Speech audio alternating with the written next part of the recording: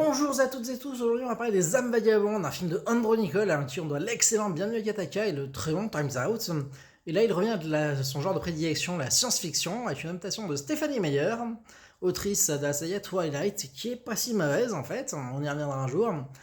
Et donc là c'est un film post-apocalyptique, où suite à une invasion extraterrestre, ils nous ont lâché dessus des hôtes qui prennent possession de nos corps, nos esprits, des espèces de mini-méduses qui se greffent comme des symbiotes sur notre cerveau.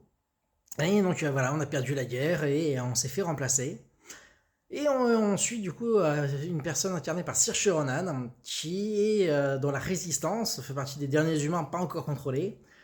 Malheureusement, elle se fait choper pour sauver son petit frère. Mais quand même, elle arrive à rejoindre la résistance.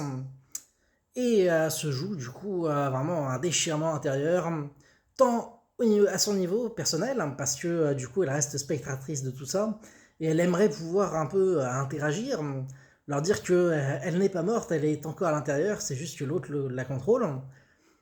Et l'autre également est prise un peu au piège parce que elle a un peu ses directives, elle veut aider la planète et tout.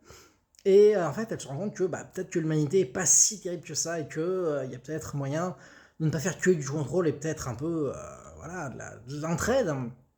Et de leur côté, au niveau de la rébellion, on comprend pas trop la situation et puis on se dit est-ce qu'il faut la tuer, qu'est-ce que c'est que ce monstre qui a détruit celle qu'on aimait.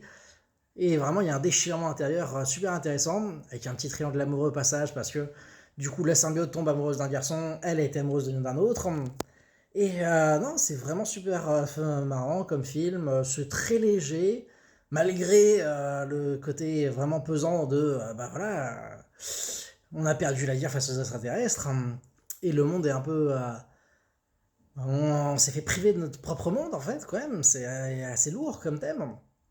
Mais on s'est abordé de façon un peu légère, certains diraient un peu insipide, mais moi je ne trouve pas, je trouve que justement ça a cette vibe teen movie que bon, beaucoup détestent et le film s'est fait complètement déchirer à la sortie par les critiques, et je suis un peu le seul à le défendre, mais vraiment je le trouve très bon ce film, très léger, très good vibes, en mode voilà, on a des thèmes à défendre et puis on les défend par un biais un peu naïf, mais c'est ce que j'aime moi dans le cinéma. J'aime quand le cinéma est naïf.